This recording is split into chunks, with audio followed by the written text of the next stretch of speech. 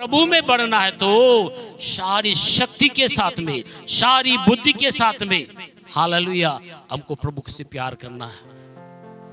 पूरे प्राण के साथ हमको प्रेम करना है। प्रेम में थोड़ा ढिलाई नहीं है। जब प्रभु से प्रेम का बात आता है तो कैसे प्रेम करना है? पूरी शक्ति के साथ, पूरी बुद्धि के साथ में, हालेलुया। तब जाके हम प्रभु के प्यार को हम पहचान पाएंगे। और यीशु मसीह बचपन से ही क्या किया है? परमेश्वर को अनुग्रह में, मनुष्य के अनुग्रह में बढ़ा, क्योंकि परमेश्वर का अनुग्रह अगर नहीं है, मनुष्य का अनुग्रह हमारे पर नहीं, तो हम सफल नहीं हो सकते। सफलता के लिए हमारे जीवन में अनुग्रह होना बहुत जरूरी है। उसके बाद में लूका 3:22 में क्या लिखा है? तू मेरा प्रिय पुत्र है। यीशु के जीवन को देख के परमेश्वर बोलता है, तू मेरा प्रिय पुत्र है, मैं तुझसे बहुत प्रसन्न हूं। क्या परमेश्वर हमसे प्रसन्न है? क्या कलीसिया हमसे प्रसन्न है? क्या हमारे पड़ोसी हमसे प्रसन्न है? क्या हमारे रिश्तेदार हमसे प्रसन्न है? क्योंकि यदि परमेश्वर हमसे प्रसन्न है, हमारे स्वभाव से परमेश्वर कोई नहीं, साथ में हमारे रिश्तेदार पड़ोसी से भी हमारे जीवन से प्रसन्न होना जरूरी है। यीशु मसीह परमे, और उसके बाद हम लोग ने न्याययुग में क्या पढ़े? अभी न्याययुग 9:13 में लिखा है, परमेश्वर और मनुष्य दोनों को खुश करता है। एक दाखलता बोलता है, मैं अपने स्वभाव को छोड़कर तुम्हारे पीछे कैसे घूमूंगा? मुझसे तो परमेश्वर भी प्रसन्न होता है और मनुष्य भी। ये दाखलता किस किस को प्रसन्न करता है? परमेश्वर को भी, मनुष्य को भी प्रसन्न करता है, हालेलुया। और ये दाखलता क्या है? यूहन्ना 15:1 में लिखा, सच्ची दाखलता मैं हूं। अब ये दाखलता कैसे परमेश्वर को प्रसन्न कर सकता है? ये दाखलता कैसे मनुष्य को प्रसन्न कर सकता है? हालेलुया। आपको इसके बारे में जानना पड़ेगा। ये दाखलता यीशु के जीवन को दिखाता। यीशु मसीह कैसे परमेश्वर को प्रसन्न किया, यीशु मसीह से कैसे लोग प्रसन्न होते हैं। कारण क्या है? तब तक लोग हमारे जीवन से प्रसन्न नहीं होते जब तक हमें कुचलाना चाहे। ये दाखलता तब तक अपने स्वाद को नहीं लाएगा जब तक उसको कुचलाना चाहे, दबाया ना चाहे। अंगूरों को समझते हैं? दाखलता का मतलब है अंगूर। अंगूरों का रस बहुत ही मीठा होता है और ये लोगों को प्रसन्न करता है। वो रस को निकालने के लिए हमको क्या करना पड़ता है? अंगूरों को दबाना पड़ता है, कुचलना पड़ता है, तब जाके उसका रस बाहर निकलता है, सही कि नहीं? और वो रस लोगों को प्रसन्न करता है। उसी प्रकार यीशु मसीह जो परमेश्वर का पुत्र है और इस जीवन में जब आया, परमेश्वर और मनुष्य का अनुग्रह इसलिए हुआ क्योंकि परमेश्वर ने हर प्रकार से यीशु मसीह को क्या किया है? दबाया है, कुचला है, तब जाके उसके अंदर से एक स्वाद निकला। वो स्वाद क्या है आज हम लोग देखेंगे। पढ़िए इब्रानी का पुस्तक 5:7 और 8। यीशु ने अपनी देह में रहने के दिनों में ऊंचे सबसे पुकार पुकार कर, आंसू बहा बहा कर,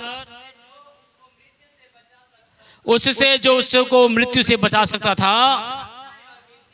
हाँ, यीशु मसीह क्या लिखा है? यीशु मसीह देह में रहने के दिनों में क्या करता था? ऊंचे सबसे रो रो कर और आंसू बहा बहा कर क्या करता था? प्रार्थना करता था। फिर आप पढ़िए,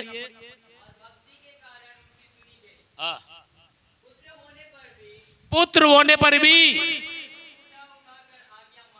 देखिए, यीशु परमेश्वर का पुत्र था, लेकिन संसार में दुख आया कि नहीं आया उसके जीवन में? दुख आने के बाद क्या पिता का विरोध किया? छोड़ दिया उसके मार्ग में चलना? नहीं, पुत्र होने के बावजूद भी उसने दुख उठा उठा कर आज्ञा माना। इसलिए पिता प्रसन्न है अपने पुत्र से। जब आप प्रभु के पीछे चलते हैं, कई बार दुख आएगा, तकलीफ आएगा, दबाव आएगा, शताव आएगा, वचन का प्रभाव आएगा, तब आप क्या करते हैं? नाक टेढ़ा कर लेते हैं। हालेलुया। आपसे प्रभु कैसे प्रसन्न होगा?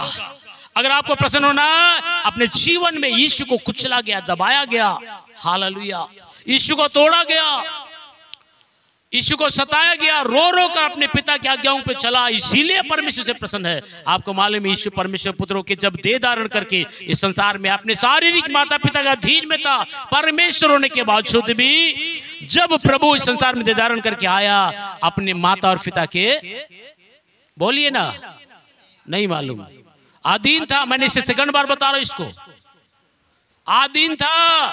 आज बहुत से ऐसे बच्चे हैं, बहुत से ऐसे माता पिता है जो प्रभु के अधीन नहीं है। अगर आप अधीन नहीं रहोगे, परमेश्वर कभी प्रसन्न नहीं होगा आपके जीवन से। यीशु को प्रभु इसलिए प्रसन्न किया क्योंकि वो उसके अधीन में था और अपने शारीरिक माता पिता के अधीन में था। और उसको मालूम है कि ये शारीरिक है, फिर भी उनके अधीन में था, क्योंकि बाइबल में लिखा है कि माता पिता के अधीन में रहो। हालेलुया। यीशु प्रभु होने के बावजूद भी अपने माता पिता के अधीन में था, और बड़ा बेटा होने के कारण जितनी जिम्मेदारी घर का उसके पास था, सारी जिम्मेदारी से कभी नहीं भागा, कभी नहीं भागा, हर एक जिम्मेदारियों को निभाया करता था। इसलिए लिखा शरीर में रहने के दिनों में भी उसे बहुत कष्ट होता था, रो रो कर आशुबाबा कर भी पिता से प्रार्थना करता, और परमेश्वर का पुत्र होने के बावजूद भी सारी आज्ञाओं को मानता था। आज आपको और मुझको भी परमेश्वर की आज्ञाओं को मानना। जब आप ये आज्ञाओं को मानेंगे तब आपके ऊपर अनुग्रह आएगा। हालेलुया। तभी आप सफल होंगे। आज आज्ञा का पालन करना हमें पसंद नहीं है, मात्र हम लोगों को बॉस बनना पसंद है, कभी भी किसी को नहीं होगा। आज मैंने देखा एक परिवार में 2 बच्चे रहते हैं, और एक बेटा बिगड़ा है, एक अच्छा है, तो माता पिता का अनुग्रह किसके ऊपर होगा? किसके ऊपर होगा? बोलिए। ये भी समझ में नहीं आ रहा है, बोलिए तो सही। किसके ऊपर होगा अनुग्रह? जो अच्छा है उसके ऊपर होगा। क्यों? क्योंकि अच्छा आज्ञाकारिता में है। जो जिद्दी और रोटी उसके ऊपर नहीं होगा। बाप के पास पैसे बहुत है देने के लिए, लेकिन अच्छे बेटे को ही देगा, बिगड़ा वाले बेटे को नहीं देगा, क्योंकि उसको देगा तो बर्बाद कर देगा, और भी उसका जीवन क्या हो जाएगा? बर्बाद हो जाएगा। आज हर एक बच्चे जान लेना, इस समय में कई बार परमेश्वर ने आपको अपने माता पिता को रखा है ताकि आपके ऊपर अनुग्रह का हाथ रखे, आपकी चिंता करें। लेकिन कई बार जन्म दिए माता पिता भी अपने बच्चों की भलाई करने के लिए रोकता है, क्योंकि बेटा बिगड़ा हुआ है, जिद्दी है, अटी है। सही है कि नहीं? जब जिद्दी और अटी होगा तो कभी भी क्या करता है? खुद का बाप भी अपने बच्चों को कुछ हेल्प करने के लिए सोचता है 2 बार। अरे मैंने इतनी मेहनत किया, इसको दूंगा तो इसको उड़ा देगा, उसका कीमत समझ नहीं पा रहा है, इसीलिए अनुग्रह नहीं करता। और एक बात अगर पढ़ेंगे तो फिलिपियों का पुस्तक 2:15 से हम लोग देखेंगे। चलिए उससे पहले हम लोग एक और अच्छी बात को देखेंगे। फिलिपियों से पहले रोमियो का 9:10 से 16।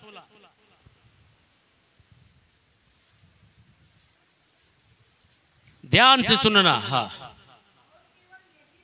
हाँ हाँ।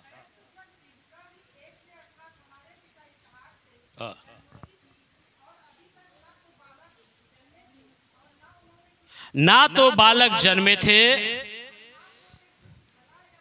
देखिए रिबिका गर्भवती भी नहीं हुई, बालक जन्मे भी नहीं थे, तो भी हाँ। देखिए जिन बच्चों का जन्म ही नहीं हुआ तो भला बुरा कर सकते हैं क्या? नहीं कर सकते। फिर हाँ, परमेश्वर की मनसा चुन लेने के अनुसार है, कर्मों के कारण नहीं। हाँ हाँ। जेठा छोटे का दास होगा, जैसा लिखा है मैंने याकूब से प्रेम किया।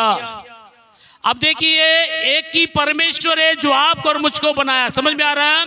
एसाव और यूसुफ का प्रभु कौन है? यहोवा परमेश्वर है। उसी ने ही दोनों को मां के गर्भ में रखा, जुड़वा के रूप में रखा। उनका जन्म होने से पहले बोलता है एक एसाव नाम का लड़का का जन्म होगा और एक याकूब नाम का लड़के का जन्म होगा, लेकिन मैं याकूब से प्यार करूंगा, एसाव से नहीं करूंगा। जबकि एसाव बड़ा है, याकूब छोटा है। उनका जन्म भी नहीं हुआ, कोई भला बुरा भी नहीं किया है, लेकिन पहले से ही परमेश्वर ने घोषणा करके बता दिया कि मैं याकूब से प्यार करूंगा और एसाव से नहीं। जबकि ये इन दोनों बच्चों ने कोई अच्छा भी नहीं किया, कोई बुरा भी नहीं किया, इनका जन्म भी नहीं हुआ, लेकिन पहले से ही परमेश्वर ने डिसाइड कर दिया। कारण क्या है? क्योंकि उसको मालूम था कि ये शाव जिद्दी और अटी होगा और ये शाव परमेश्वर के विरोध में चलने वाला और परमेश्वर के दृष्टि में जो बुरा वही करने वाला होगा। इसलिए परमेश्वर ने पहले ही बोल दिया था संसार में आने से पहले ही। देखिए अब अनुग्रह किसके ऊपर होना चाहिए था?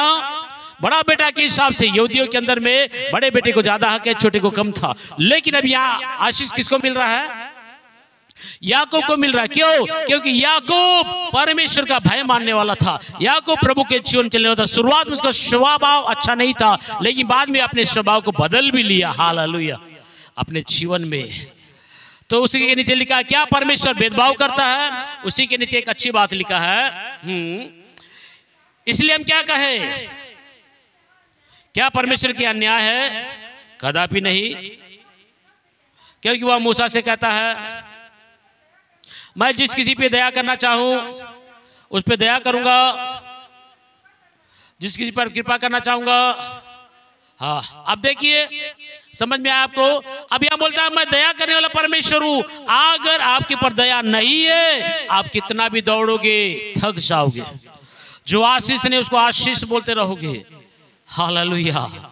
और आप चाह के दौड़ के कुछ नहीं कर सकते, यहां लिखा है। इसीलिए यीशु को इस संसार में बड़ा नाम और बड़ी सामर्थ के काम करने के लिए भेजा गया। इसलिए उसे परमेश्वर का अनुग्रह और मनुष्य का अनुग्रह चाहिए। आज बहुतों के बाद जब परमेश्वर का अनुग्रह नहीं रहता, उसके कोई भी काम सफल नहीं होते। मनुष्य का अनुग्रह नहीं है, उसका कोई भी काम सफल नहीं होता। ये अनुग्रह को लेने के लिए आपको क्या करना पड़ता है? हर बातों में भी अपने आप को दबाना पड़ेगा। दबाने का मतलब है यीशु को कुचला गया, दबाया गया, निछोड़ा गया। और यहां पर पढ़ सकते हैं आप फिलिपियों का पुस्तक 2 का 5 से 11। यहां लिखा जैसा मसीह का स्वभाव था वैसा ही आपका और मेरा भी स्वभाव होना चाहिए। तभी तो यीशु के ऊपर अनुग्रह हुआ। आपके ऊपर अनुग्रह होना है तो यीशु का स्वभाव के जैसा हमारा स्वभाव होना है। हाँ। परमेश्वर के समान होकर भी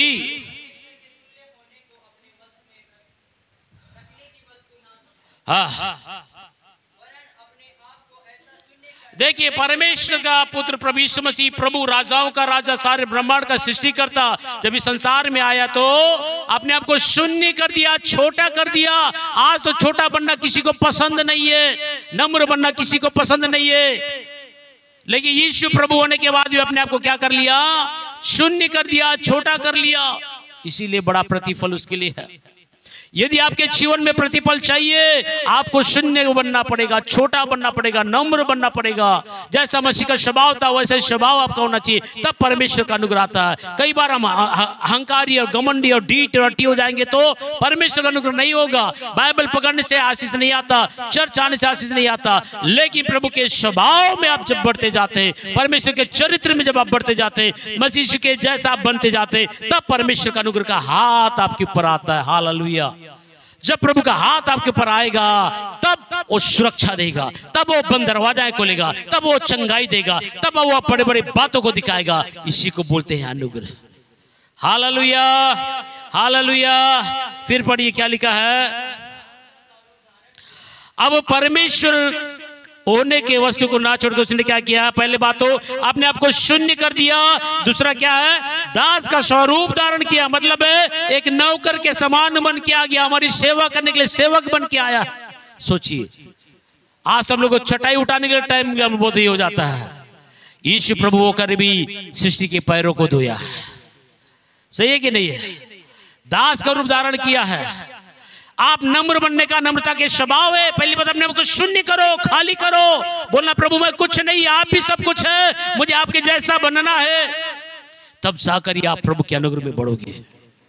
प्रभु के अनुग्रह में बढ़ने के लिए आपको शून्य बनना पड़ेगा। दूसरा दास का स्वरूप धारण करना पड़ेगा, मतलब है जो चीज आपको पसंद भी नहीं है लेकिन वो चीज को आपको करना पड़ेगा। दास का काम ये रहता है, इसको उठा तो उठाना पड़ेगा, ले जा तो ले जाना पड़ेगा। इसी प्रकार यीशु दास का स्वरूप लेकर आया, हमारे पाप का बोझ को ले लिया, हमारी बीमारी के बोझ को ले लिया, हमारे श्राप की बोझ को ले लिया, हमारी बदनामी को ले लिया, हमारी गंदगी को ले लिया, हमारे श्राप को अपने पर ले लिया। लिया कि नहीं लिया? दास का काम क्या है? सब बोझ को ढोने का काम है। और वो दास परमेश्वर होने के बाद भी शून्य किया, दास का स्वरूप लेकर आया और हमारे सारे बोझ को, हमारी बीमारी को, गरीबी को, बेरोजगारी को, श्राप को, निंदा को, हमारे अंदर के सारे गंदे कामों के लिए हमारे सारे चीजों को बोझ उठा रहा है। आपको और मुझको भी यदि प्रभु के स्वभाव में आएंगे तभी प्रभु का अनुग्रह होगा। यीशु को इतना बड़ा अनुग्रह क्यों हुआ? क्योंकि वो दास का स्वरूप धारण करके आया और मनुष्य की समानता में हो गया। और वो क्या बन गया? परमेश्वर मनुष्य जैसा बन गया। हालेलुया। मनुष्य जैसा बन गया। और क्या हो गया? वो मनुष्य जैसा बन गया। मनुष्य के जैसा बनना मतलब है एकदम कमजोर स्थिति में आ गया। हालेलुया। उसके बाद में क्या लिखा है?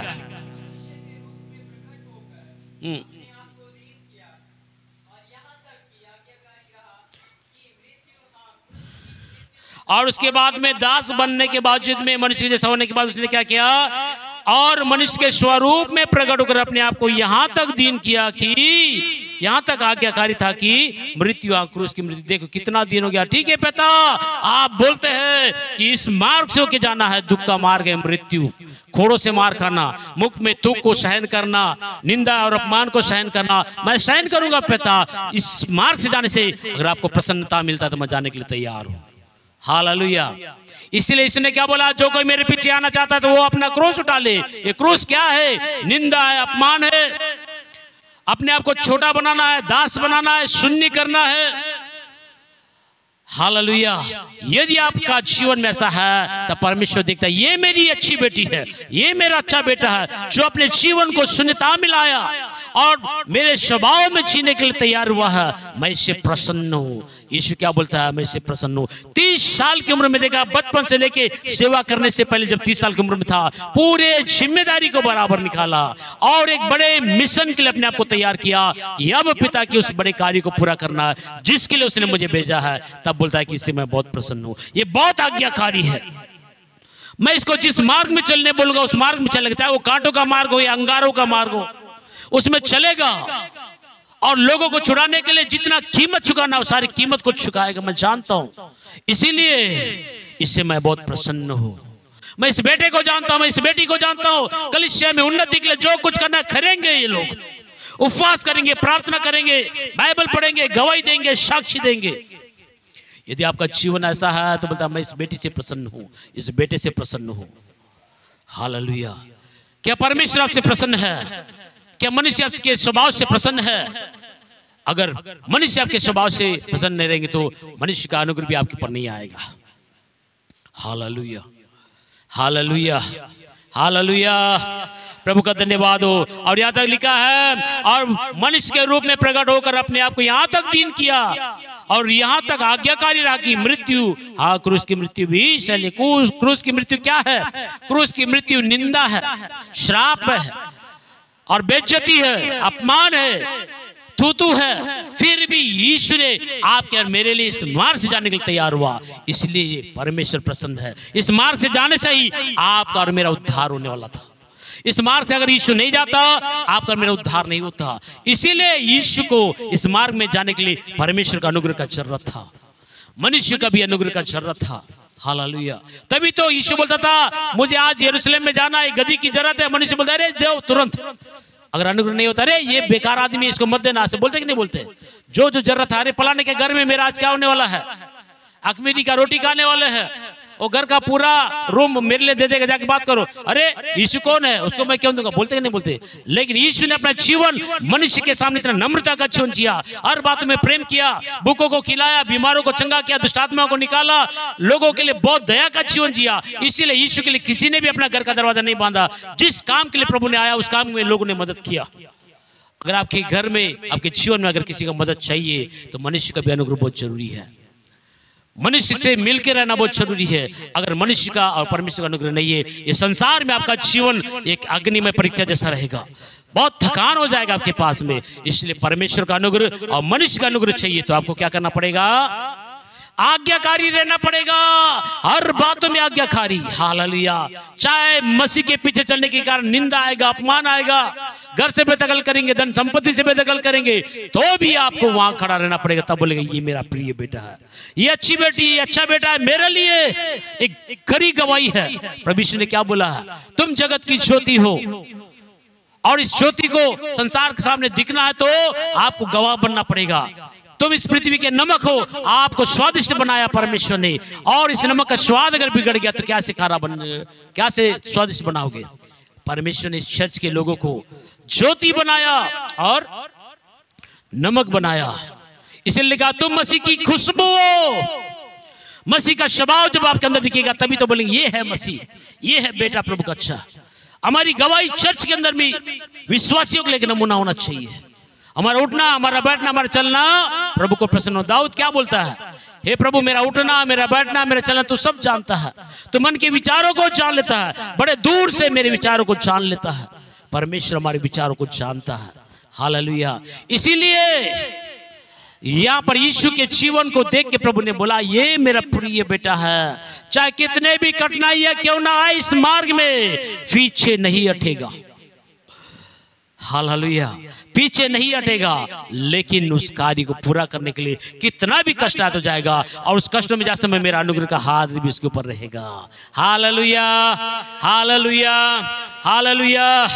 अब इसलिए लिखा है, मनुष्य के रूप में प्रकट होकर भी अपने आप को दीन किया और यहाँ तक आज्ञाकारी रहा कि मृत्यु, हाँ क्रूस की मृत्यु को भी सह लिया। और एक चुनौतियां, तभी इसके अंदर से स्वाद आया, तभी तो बोलता है परमेश्वर भी मुझसे प्रसन्न है, मनुष्य भी मुझसे प्रसन्न है, क्योंकि मैं पिता की इच्छाओं पे मैं जब चलता हूँ, कई प्रकार के अपमान, निंदा, कई प्रकार तनाव से होकर जाता हूँ, जब मुझे कुचला जाता है, तोड़ा जाता है, अपमानित किया जाता है, निंदित किया जाता है, तो भी मैं आज्ञाकारी हूँ, पवित्रता में, प्रभु के मार्गों में मैं खरा जीवन जी रहा हूं। इसीलिए परमेश्वर भी प्रसन्न है। जब मेरा बलिदान प्रभु की इच्छा के अनुसार होगा और उसके द्वारा जो आज जो मनुष्य को मिलेगा उद्धार, तब मनुष्य भी मुझसे प्रसन्न होंगे। हालेलुया। यीशु परमेश्वर मनुष्य को दोनों को प्रसन्न करने के लिए क्या किया, उसने अपने आप को बलिदान कर दिया। आज बहुतों का जीवन बलिदान नहीं हुए रहता प्रभु में, इसीलिए उसके कारण बहुत से लोग परेशान रहते हैं। कड़क रोटी, आपको मालूम है एक जाम है, जाम का पेड़ जो हमारे पास में है, उस जाम में 3 क्वालिटी दिखेंगे। शुरुआत में जब कच्चा रहता तो एक क्वालिटी है, आध पक्का है तो एक क्वालिटी है, पक्का होने के बाद एक अलग क्वालिटी होता है। कच्चे में एक क्वालिटी रहता है, क्या क्वालिटी? कच्चा जब रहता है तो आम कठोर रहता है, ठीक है, ठोस रहता है, सही है, और उसके बाद में खस्सा रहता है। दबाओगे तो नहीं दबेगा, वो आपका हाथ दर्द हो गया, पैर दर्द हो गया, नहीं दबेगा। ये क्या है? कच्चा जीवन होता है, लचीला नहीं है, इसलिए उसमें स्वाद नहीं रहता। उसके बाद जो गेदरा होता है वो कैसा रहता है? वो थोड़ा सा हल्का नरम रहता है, स्वाद भी आता है। जब पक जाता है तो कलर भी पूरा चेंज हो जाता है, हरा कलर वाला भी क्या हो जाता है? कौन सा कलर हो जाता है? पीला कलर हो जाता है, और स्वाद आ जाता है, उसको दबाने से तुरंत दब जाता है। एक विश्वासी जब वो थक जाता है, उसको ज्यादा समझाना नहीं पड़ता वचन को, वो समझ जाता है क्या कैसा है, वो नरम हो जाता है। लेकिन जो नरम नहीं हो रहा है वो कच्चा है, अभी भी पकने में टाइम लगेगा, कच्चा है, उसके संगति में सब परेशान हो जाएंगे। वैसे जब मैं एक बुक पढ़ रहा था, बहुत बड़े प्रभु के दास ने एक लिखा, उसने बोला कि मैं एक बहन को जानता हूं, वो कभी संतुष्ट नहीं होती, उसके कारण सब उससे परेशान है। वो नहाने का पानी चाहिए, थोड़ा ज्यादा गर्म हुआ तो चिल्लाती है, थोड़ा कम हुआ तो भी चिल्लाती है। खाना चाहिए, ज्यादा गर्म है तो चिल्लाएगी, कम गर्म है तो चिल्लाएगी, और एक बात में उंगली दिखाने का आदत है, हर बात में चिल्लाना। उसका जीवन बलिदान नहीं है, प्रभु को समझी नहीं है, नम्र नहीं है। इसीलिए क्या होता था, उसके कारण उसका भी जीवन दर्द से था और दूसरों का जीवन भी दर्द से भरा हुआ जीवन था। बहुत टेंशन, ये क्या लड़की है, क्या ये, इसको कोई संतुष्ट कर ही नहीं सकता, क्योंकि इसका जीवन कैसा है? अभी बलिदान नहीं हुआ, समर्पित नहीं हुआ। जब यीशु बलिदान हुआ, कुचला गया, तब उसके अंदर स्वाद आता। स्वाद कब आता है? जब आप कुचले जाते हैं, दबाए जाते हैं, आपको हर प्रकार से प्रभाव दिया जाता है, तब आपके अंदर में स्वाद आता है। हालेलुया। अंगूरों का स्वाद कब आता है? अंगूर जब पक जाते हैं तो कुचला जाता है, दबाया जाता है, हर प्रकार से उसको पिचका जाता है, तब वहां से निकलता है, वही स्वाद देता है। जिस प्रकार यीशु को इस समय में कुचला जा रहा है। हालेलुया। उसके बाद में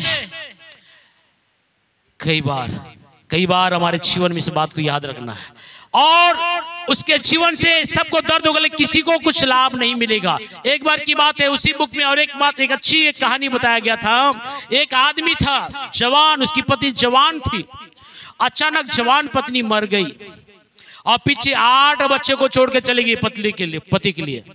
8 बच्चों का जिम्मेदारी पति के ऊपर आ गया, और पति क्या करता, वो अपने बच्चों की जिम्मेदारी में इतना झुलस गया कि बच्चों को खिलाना पिलाना कमाना बहुत कष्ट उसके जीवन में। सोच के देखिए, 8 बच्चे हो और उसकी पत्नी ना हो, अकेला बच्चों को भी देखे कमाए, बहुत ही कष्ट होता था उसको। लेकिन फिर भी वो अपने आप को बलिदान कर दिया, समझ लिया कि ये मेरी जिम्मेदारी है, और कुछ भी हो मैं एक अच्छा बाप बनने के लिए अंगारों में चलना पड़ेगा, दुख उठाना पड़ेगा, आंसू बहाना पड़ेगा, कई बार आराम नहीं भी करना पड़ेगा, तो भी मैं आराम नहीं करके भी अपने बच्चों की सेवा करूंगा। और वो जीवन बहुत कष्ट के साथ चल रहा, बच्चे धीरे धीरे बढ़ रहे, बहुत ज्यादा कष्ट उसके जीवन में आया। उसी क्षेत्र में और एक आदमी था, उसकी भी पत्नी खत्म हो गई, पर उसके 4 बच्चे थे। कितने बच्चे थे? 4 बच्चे। और वो पत्नी जब खत्म, उसके 4 बच्चे थे, इसके कारण वो आदमी बड़ा चिड़चिड़ा हो गया, मेरी पत्नी भी चलेगी, इसका बोझ मेरे पर आ गया। वो बड़ा डिप्रेशन में हो गया और उसको कोई भी समझाते थे नहीं समझता था वो। बस साहब दुख क्या, आपको क्या मालूम है? देखिए मेरी पत्नी जवान थी, चले गई, मेरी जीवन साथी, अब ये बच्चों का जिम्मेदारी मेरे पास आ, बच्चों को पालना पोसना साधारण बात नहीं है। वो कोई भी संतुष्ट करना चाह रहा था, कोई भी उसको पता नहीं, कभी किसी की बात नहीं समझती थी। वो बहुत चिड़चिड़ा जीवन जी रहा था, वो कोई संतुष्ट नहीं कर पा रहा था, बहुत थका हुआ जीवन जी रहा था वो। अब एक दिन क्या हुआ, इसका जीवन ऐसी चल रहा है, इसके अंदर कड़वाहट आ रहा है, क्योंकि बाइबल से कोई संतुष्टि नहीं मिल रहा है। प्रभु है तो ऐसे कैसे किया, मेरे बच्चे, मेरी पत्नी को ले गया, मेरे बच्चों की जिम्मेदारी आ गया, मेरी आजादी खत्म हो गया, मेरे जीवन में बड़ा तनाव आ गया, आग में चलने का जैसा अनुभव है, ऐसे रोने लगा वो। एक बार की बात है, वही जिसके 8 बच्चे हैं, एक बार इसके साथ सामना हो गया। तब उसने अपनी गवाही को बताने लगा, मेरी पत्नी जवानी के समय मुझे छोड़ के चली, मेरे इतने बच्चे हैं, लेकिन मैंने अपने आप को बलिदान करके भी मैंने अपने बच्चों को सही पालन पोषण किया। जब इसकी गवाही सुना तब उसको लगा, अरे बाप रे, मैं 4 बच्चों के लिए इतना हो रहा हूं, जबकि वो 8 बच्चों का पालन कर रहा है। उसके भी जवान पत्नी चले गई थी, मुझसे ज्यादा कष्ट उसके पास है, उसके जीवन में आए हुए कष्ट इसके लिए क्या मिल गया है? संतुष्टि का कारण मिल गया। तब से वो शिकायत करना बंद कर दिया। वैसे ही जब आपके जीवन दुख और तकलीफ और कठिनाइयों से होकर जब जाओगे, आपके जीवन की गवाहियां लोगों को संतुष्ट करेगा। जब तक आप आग में होकर नहीं चलेंगे, आपके जीवन को कष्ट नहीं आएगा, तो आपके जीवन से क्या सीखे लोगों के लिए? आपके अंदर कहां का स्वाद है? कई लोगों को तो हाँ, कैसा आपका जीवन, बहुत आराम का जीवन, कोई कष्ट नहीं तो आपका कोई स्वाद भी नहीं है। कष्ट है तो ही स्वाद है आपका जीवन, कष्ट नहीं है तो कोई स्वाद नहीं, दर्द नहीं है तो कोई स्वाद नहीं है। बेस्वाद का जीवन है आपके अंदर में। मसीह में आने के बाद जब तक आपको कुचला नहीं जाएगा, अपने आप को बलिदान नहीं करेंगे, तब तक आपके अंदर कोई स्वाद नहीं आएगा। यीशु के अंदर एक स्वाद निकला, क्योंकि उसके जीवन में इस फिलिपियों के पुस्तक के अनुसार कई प्रकार के अनुभव को उसने अपने जीवन में देखा। देह में रहने के दिनों में शून्य अपने आप को कर लिया, दास का स्वरूप धारण कर लिया। हालेलुया। और यहाँ लिखा है, दीन हो गया, आज्ञाकारिता, मृत्यु को सहन कर लिया, अपने समस्या को अपने पर ले लिया, अपने मुख में दुख को सहन किया। ये सारी कठिनाइयां उसके जीवन को स्वादिष्ट बना दी। आपके अंदर क्या स्वाद है? अय्यूब के जीवन से हमको स्वाद मिलता है कि नहीं मिलता है?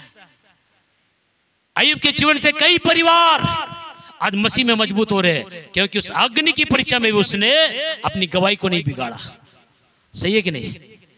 जब तक आपके जीवन कोई दुख और तकलीफ नहीं है, आपके अंदर कोई स्वाद नहीं है, आप पके भी नहीं है, आप कच्चा है, आप कच्चे हैं, आपका कलर चेंज होना चाहिए, आपका अंदर नरम आना चाहिए। जैसा जाम पक जाता है तो नरम हो जाता है, स्वाद आता है। और एक स्वादिष्ट आदमी हर बातों को सहन कर लेता है। हालेलुया, हालेलुया, बोलिए चर्च, हालेलुया।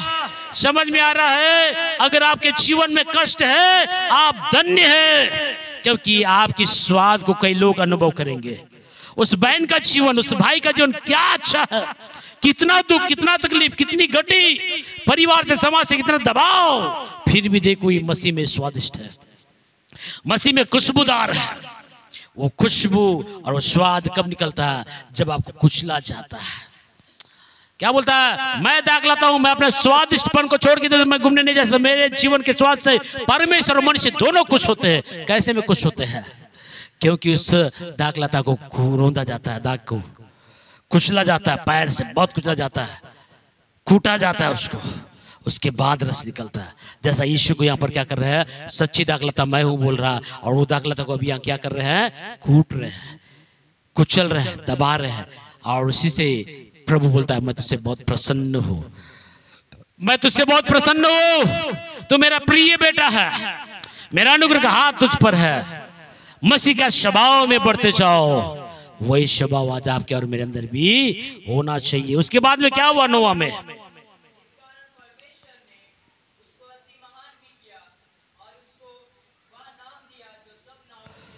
हालेलुया, जोरदार ताली बजा के प्रभु की महिमा कीजिए। एक नाम प्रभु को मिला, एक नाम प्रभु को मिला। कब मिला? कब मिला? ऐसे ही मिल गया, कुचले जाने के बाद, दबाए जाने के बाद। यीशु मसीह अपने आप को बलिदान कर दिया, प्रभु के तुल्य होने के बाद अपने आप को नम्र और दीन कर दिया। हालेलुया। तब जाकर एक बड़ा स्वाद आया है। हालेलुया। वो स्वाद आने के लिए आपको क्या करना पड़ेगा? आपको भी कुचला जाना पड़ेगा। एक नाम, यहाँ पर क्या लिखा, बहुत सामर्थ्य बात लिखा है, इस कारण परमेश्वर उसको अति महान कर दिया। किसको महान कर दिया? परमेश्वर के परिचय को बहुत बड़ा स्थान में दिया। वो स्थान आज तक कोई नहीं ले पाए संसार में। आदम से लेके अब तक बड़े बड़े राजा महाराजा ऋषि मुनि बहुत से लोग आए हैं, बड़े बड़े साइंटिस्ट लोग आए हैं, लेकिन जो नाम यीशु को मिला, जो सम्मान यीशु को पिता ने दिया, वो सम्मान किसी को आज तक नहीं मिला। उस सम्मान को पाने के लिए आत्म बलिदान की जरूरत है। अपने अहंकार को बलिदान करो। रोमी 12 में क्या लिखा? अपने आप को जीवित, पवित्र और भावता हुआ बलिदान करके चढ़ाओ। प्रभु के लिए अपने आप को समर्पित करो, नम्र और दीन बनो, वो तुम्हें शिरोमणि बनाएगा। हालेलुया। अब अपने बुद्धि से ताकत से शिरोमणि बनने की कोशिश ना करें, परमेश्वर देख रहा है आपको। कई लोग सोचते हैं अरे मेरे को पदवी चाहिए, पावर चाहिए, स्टेज चाहिए, तो धक्का मार मार के घुसने की कोशिश कर रहे हैं। सावधान हो जाइए, आप आने के बाद भी आगे नहीं बढ़ पाएंगे, क्योंकि परमेश्वर है जो स्वर्ग से देख रहा है और एक अंदरूनी जीवन को देख रहा है, वो सब को देखता है। हालेलुया। अगर आप पढ़ेंगे तो एक बात है, भजन संहिता 105 का 17 से 21 पढ़िए।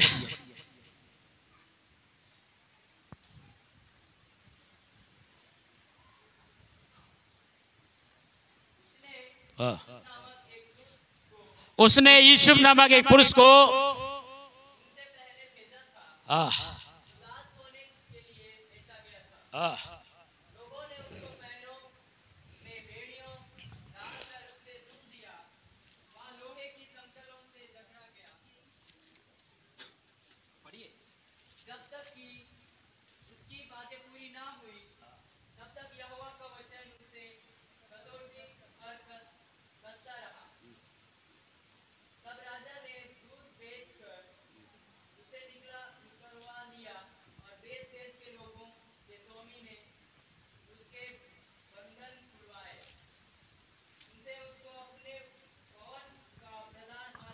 हालेलुया।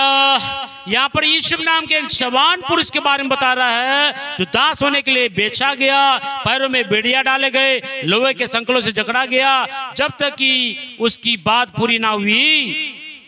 क्या हुई? तब तक यहोवा का वचन उसे कसौटी पर कसता रहा। जोरदार ताली बजाइए। यहाँ यूसुफ नाम के एक जवान के बारे में लिखा है।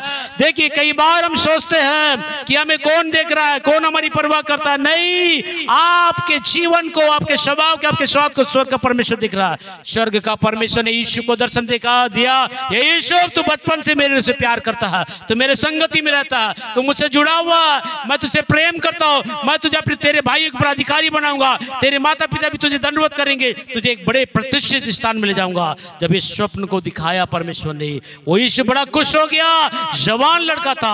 आज परमेश्वर के दर्शन किसको मिलते हैं? जो बाइबल पढ़ता, जो प्रार्थना करता, जो संगति में रहता है। आज आपको और मुझको क्या सपना मिलते हैं? शैतान का सपना, डरावनी सपना, गंदे सपने, लड़का लड़की वाले सपने आते हैं हमारे जीवन में, क्योंकि हम वही ज्यादा देखते हैं। लेकिन यीशु उस समय में सबसे ज्यादा बाइबल पढ़ने वाला, प्रभु की संगति में रहने वाला, वचन पढ़ने वाला, प्रभु से प्रेम करने वाला, प्रभु के साथ जुड़े रहने वाला, जो प्रभु के साथ जुड़े रहता है, उसी को परमेश्वर का स्वप्न दिखता है, उसी को परमेश्वर के दर्शन दिखते हैं, उसी से परमेश्वर बातें करता है।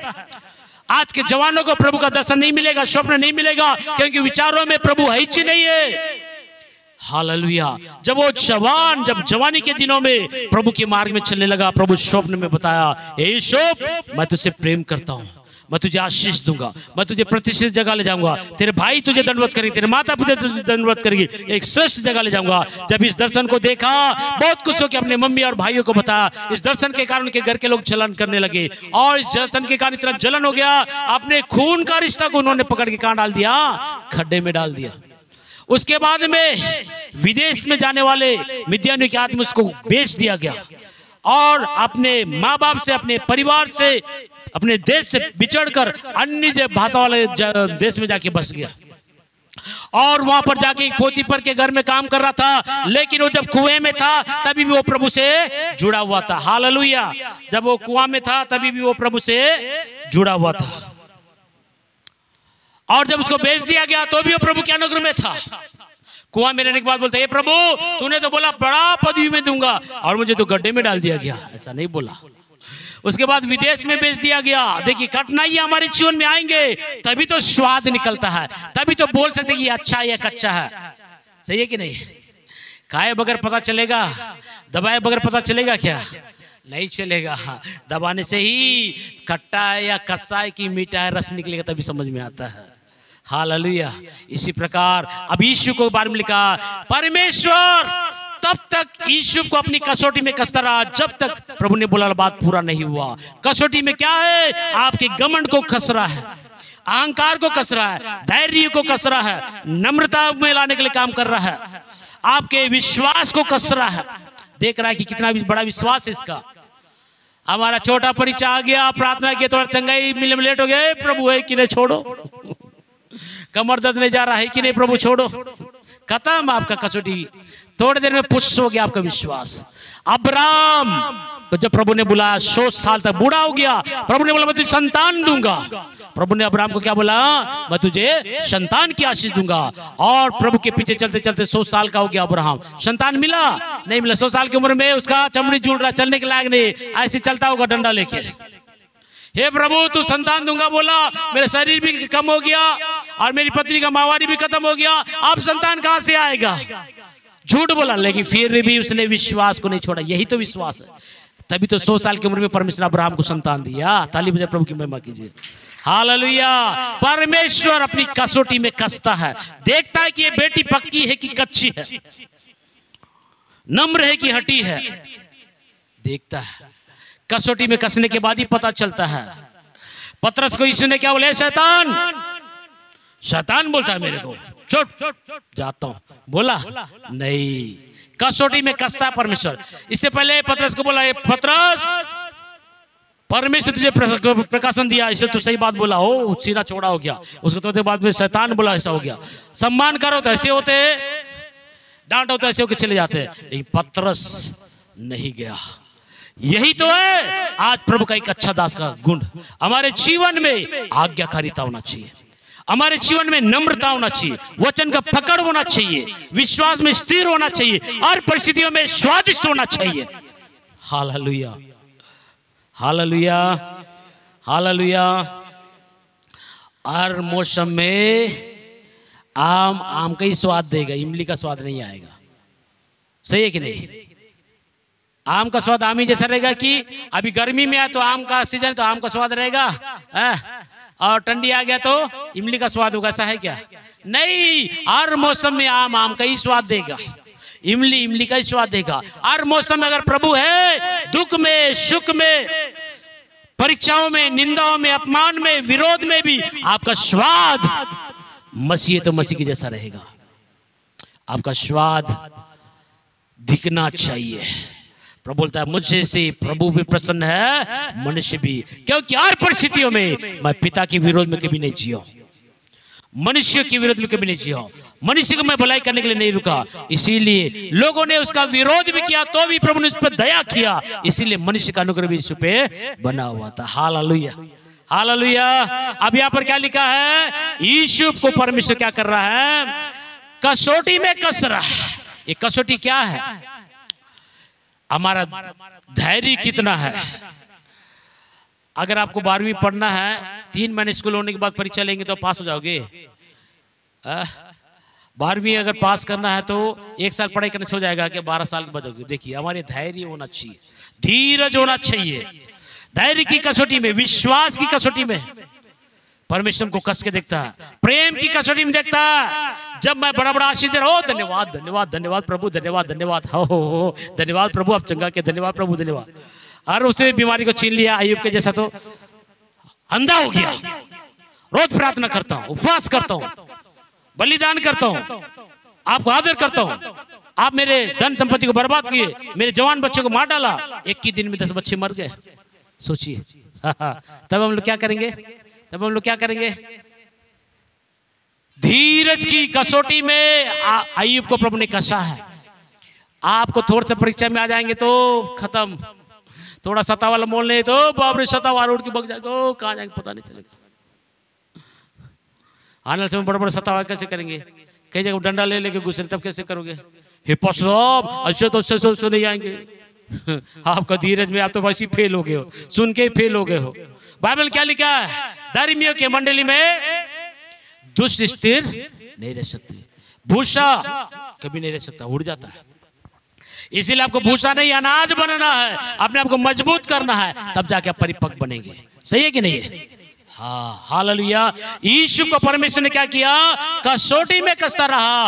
अब यीशु बोलने सोचने लगा होगा, हे प्रभु आपने तो बोला मुझको बड़ा पदवी में, एक बड़े कुएं में डाल दिया, और यहाँ के बाद मैं एक नौकर के जैसा काम कर रहा हूँ दूसरे के घर में, और वो धनवान हो रहा, मैं वहीं पर हूँ। उसके बाद में और उसकी पत्नी में झूठा आरोप लगा, मेरे को जेल में डाल दिए। अब यीशु अभी कहाँ पर है? बोलिए, जेल में है। गलत करके जेल में है, कोई गलत काम नहीं किया।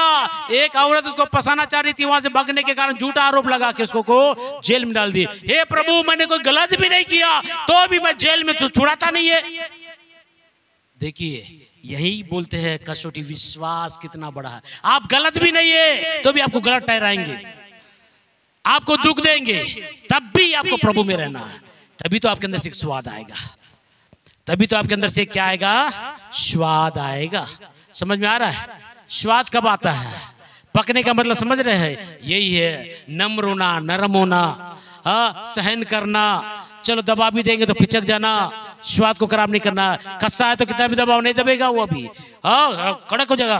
तू दबा के देख, नहीं दबूंगा। तू प्रभु है तो दे, नहीं तो नहीं देता, मैं जा रहा हूँ। ये कस्सापन का जीवन है। कड़क जीवन उत्तर रहता है, सही कि नहीं? कड़क उत्तर रहता है, देगा तो प्रभु, नहीं देगा तो मैं जा रहा हूँ। सुरक्षा किया तो प्रभु, नहीं किया तो जा रहा हूं। ये क्या है?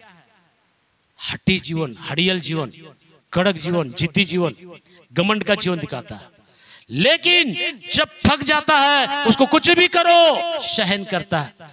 अन्याय भी हो रहा है तो भी सहन किया। यीशु ने किया कि नहीं किया? यीशु भी सहन किया कि नहीं किया? किया।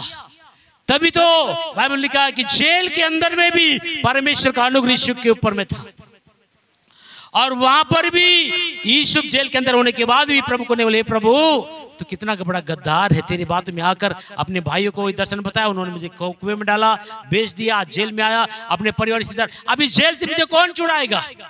कौन छुड़ाएगा? या मेरा रिश्तेदार है, मेरे परिवार है, ये तो अपने देश से दूसरे देश में चला गया, कौन छुड़ाएगा? लेकिन उसे मालूम था जिस खुदा के पीछे चल रहा हो वो कुछ भी कर सकता है। हर परिस्थितियों में अपने विश्वास को नहीं खोना ही विश्वास की कसौटी में पास होना है। हालेलुया। विश्वास की कसौटी में पास होना क्या है? हर परिस्थिति में अपने विश्वास को खराब नहीं करना ही विश्वास की कसौटी में पास होना। यीशु जेल के अंदर में, अन्य देश में, अन्य भाषाओं के पास कोई रिश्तेदार नहीं, कोई पहचान नहीं, फिर भी वो प्रभु से जुड़ा हुआ था। तब परमेश्वर ने राजा के जीवन में एक स्वप्न को दिखाया और उसका उत्तर बताने वाला कोई नहीं था। तब यीशु को जेल से निकाला गया। यीशु को जो वरदान मिला, उस वरदान के द्वारा जब उसके जीवन के स्वप्न का अर्थ बताया, तुरंत बोला कि इसके जैसा हमारे देश में कोई नहीं है। अगला प्रधानमंत्री यीशु होगा। Hallelujah, hallelujah, hallelujah. तो यीशु बोल सकता था मुझे कौन देख रहा है, फिर मैं क्यों इतना कष्ट उठाऊं? इस कष्ट उठाने का फल मिला कि नहीं मिला? आप प्रभु में जो कष्ट उठा रहे हैं, एक याद रखिए, ये मेरे जीवन का गहरा अनुभव बता रहा हूं। जितना भी कष्ट आ रहा है एक समय रखा है, समय से पहले नहीं मिलेगा, धीरज धरे रहिए। बीते दिनों में मेरे पर कई लोग हंसने लगे, कई लोग बोलने लगे, लेकिन मैं सहन किया कुछ बातों के लिए। आने वाले दिनों में वो लज्जित हो जाएंगे। बस धीरज धरे रहिए। लोग हमारा मजाक उड़ा सकते, निंदा कर सकते, उंगली दिखा सकते, दबाव बना सकते, तेरा ईश्वर कहाँ रहा, इतना भक्ति कर, तेरे अंदर आशीष कहाँ रहा? नहीं, परमेश्वर का देने का समय आएगा, सबका मुख लज्जित हो जाएगा। यीशु के बारे में लोगों ने बोला होगा अब इसका सब खत्म हो गया, लेकिन परमेश्वर ने उस गुलामी से निकालकर, संकलों से तोड़वाकर, जेल से निकालकर दूसरे दिन उसको क्या कर दिया गया? प्रधानमंत्री बनाया गया। कितनी बड़ी बात है। इसी प्रकार बाइबल में लिखा यीशु को भी कुचला गया, दबाया गया, और यहां तक कि मर गया। मरने के बाद भी उसको नहीं छोड़े, उसके कब्र की रखवाली किया गया, लेकिन कब्र में बड़ा पत्थर को डाला, संकलों को बांध दिया गया। आपको और मुझको भी जब सच्चे मार्ग में चलेंगे, आपको ऐसे ही दुख देंगे, निंदा करेंगे, अपमान करेंगे, लेकिन अपने स्वाद को खराब नहीं करना, धीरज को नहीं छोड़ना, विश्वास को नहीं छोड़ना, प्रभु का अनुग्रह को कभी लात मत मारना, और मनुष्य से भलाई करने के लिए कभी पीछे नहीं हटना, क्योंकि हम जो भलाई कर रहे हैं वही एक अनुग्रह को लेकर आएगा। हम जो कुछ बोते इस दुनिया में वो वापिस आता है। हम जो कुछ देते हैं उतना ही हमको मिलता है। कई लोग तो चाहते हैं, मैंने एक जगह में एक अनुभव को मैंने पाया है, बहुत से लोग वो चाहते, प्रभु मैं लखपति बनना चाहता हूँ, करोड़पति बनना चाहता हूँ, लेकिन मुझे नहीं मिला। जितना आपने इस दुनिया में दिया है उतना ही आपको मिला है। आपने जो कीमत दिया है संसार में, प्रभु में, उतना ही आपको रिटर्न मिलेगा। आप ज्यादा करोगे तो ज्यादा मिलेगा, कम करोगे तो कम मिलेगा। जिस नाप से आपने इस पृथ्वी में नापा है उसी नाप से आपको मिलेगा, उससे ज्यादा आपको नहीं मिलेगा। ये एक अच्छी बात को मैंने अपने जीवन में अनुभव किया। आज आपकी जो स्थिति है, आपने जो दिया है उसी का प्रतिफल ही आपको मिला। इससे समझ जाए कि आपने इस पृथ्वी में रहते हुए प्रभु के लिए कितना किया, अनुग्रह के लिए कितना किया।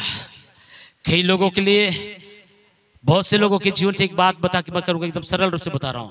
कई बार एक अधिकारी कर्मचारी के जीवन को देखते रहता है, मेरे पास बहुत बड़ा नौकरी है लेकिन कौन विश्वास योग्य है किसको तो समझ में नहीं आ रहा है। वो प्रैक्टिकल करते रहते, देखते रहते हैं। और एक दिन लल्लू चुप्पू करके आके उसको वो पदवी लेना चाहता है। एक आदमी उससे कोई मतलब अपने काम से काम रहता है, देखता है, बोला ये लड़का बिना लोग का दिल से करता है, उसको एक दिन बुलाएगा, क्योंकि मेरे पास है लेकिन यही योग्य है। तो बहुत से लोग, बाकी लोग नहीं, ये आज्ञाकारी। एक चीज बता रहा हूँ, कोई देखे या ना देखे लेकिन परमेश्वर देख रहा है, वारीक लोगों के स्वभाव को भी देख रहा है। परमेश्वर कब आपको वहां से उठा के यहाँ लाया, हम बोल नहीं सकते।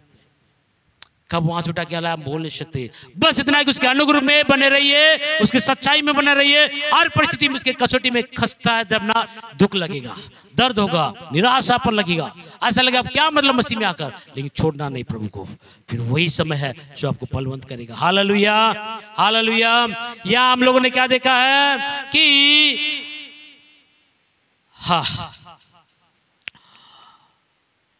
हालेलुया, एक वचन को पढ़ लेंगे, हम लोग समझ कर लेंगे।